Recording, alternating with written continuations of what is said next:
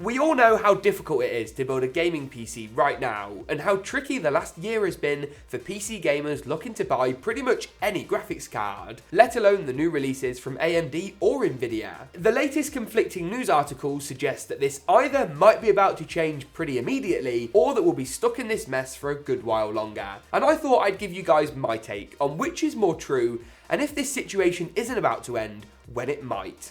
Let's do this. Before we dive into the nitty-gritty of these two articles, let's take a quick look at why we're currently in this situation we're in. Back in March last year, when everyone went into a lockdown around the world, factories making GPUs, silicon, cars, metal, everything closed down, and everyone around the world thought we'd all just want to buy toilet roll and no technology. In fact, what happened was the opposite. Stimulus payments over in the US and a thing called furlough over here in the UK meant people still had money to spend on tech. And with people locked inside the houses, everyone went out, quite literally, to build a gaming PC. What this essentially led to was all of the supply, or the stock that was set aside, getting eaten up by people like me and you building computers, and then the factories unable to replenish this supply quick enough. Maybe that was because they closed during lockdowns, maybe that was because of social distancing, or maybe actually that was because demand is so big over here, and there's so many people sort of on a virtual waiting list, like you guys waiting to build PCs and buy graphics cards, that any time demand came into the market, it just got hoovered up. When you combine this as well with the fact that globally the supply chains are in crisis,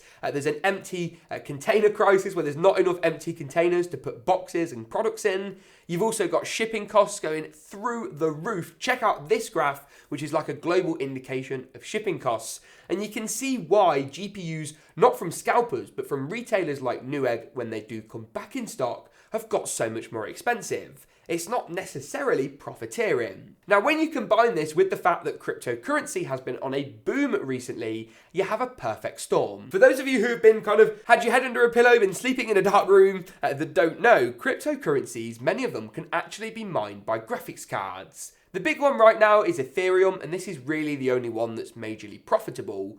And what that means is you can set up a PC with like 10 or 20 graphics cards, or on an industrial scale with hundreds or thousands of GPUs to mine and discover this crypto.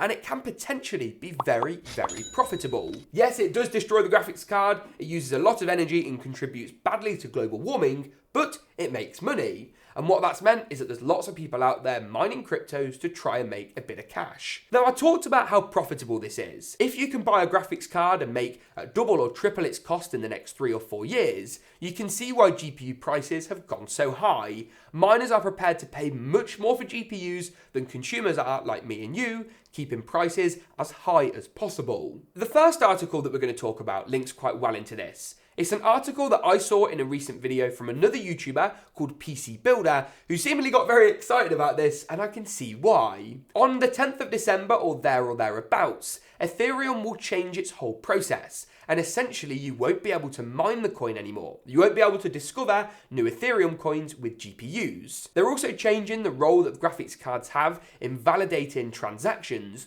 basically to make Ethereum a more secure cryptocurrency, and also to vastly reduce its environmental impact, of course aiding to its further legitimacy. Ethereum want to protect their asset, they want to protect the coin, and they know that having it contributing so badly to global warming doesn't do them any good in that regard. What that will essentially mean is that other than a select few, most people simply won't be able to use GPUs to make a profit out of Ethereum. Now that seems like fantastic news. James, why are you not more excited? Does this mean the end of GPU mining? Well, sort of. This is most definitely the biggest step that we've seen away from GPU mining yet, for sure. And while there are other cryptocurrencies that can be mined, none are anywhere near as profitable as Ethereum, and 99% of people currently mining crypto on GPUs are mining Ethereum and nothing else. I'm sure crypto enthusiasts would love you to think that there are thousands of currencies you can mine on a graphics card, but it's simply not true. Bitcoin, for example, there's no money in mining that on a GPU. You need a specialist ASIC miner, something like this, which is most definitely not a graphics card. Now, in theory, this will come at the perfect time for gamers.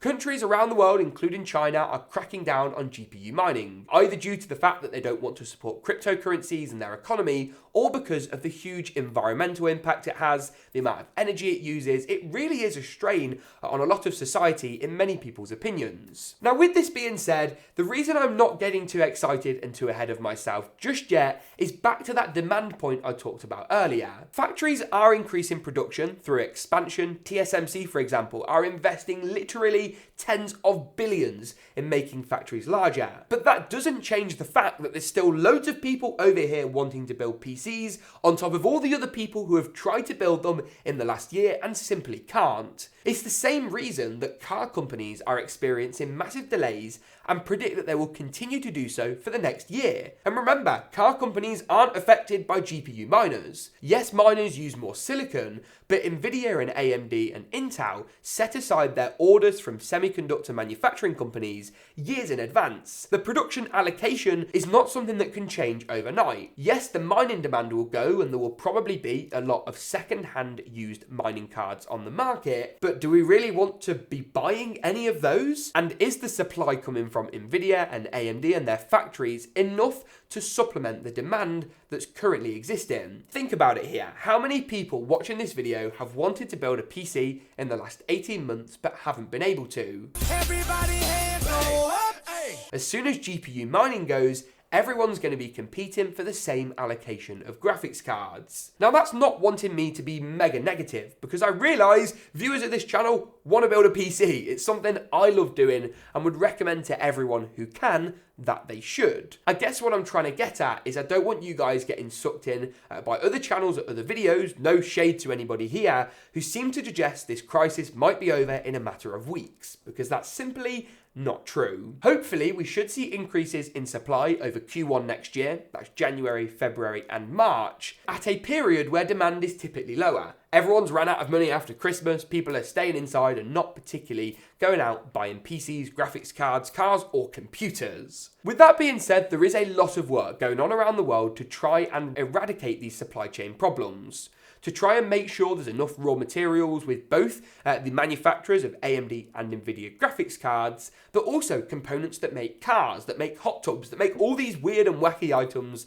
that are experiencing stock issues in the manufacture process. At worst, I see this crisis, for gamers at least, carrying on into the first half of next year. But I'm pretty sure that if this current GPU mining news doesn't fix the problem for gamers, that by the summer of 2022, we should be in a much better position. In the meantime, I want to thank you all for sticking with us here on the channel, continuing to watch our builds, and we're going to try and bring you a little bit more different content like this to try and keep it spicy, try and keep it different and nice and engaging. If you enjoyed this video and enjoyed me nerding out over global supply chains, get subscribed and make sure to drop a comment with any questions, queries or thoughts you otherwise have. Thanks for tuning in though, and as always, we'll see you in the next one.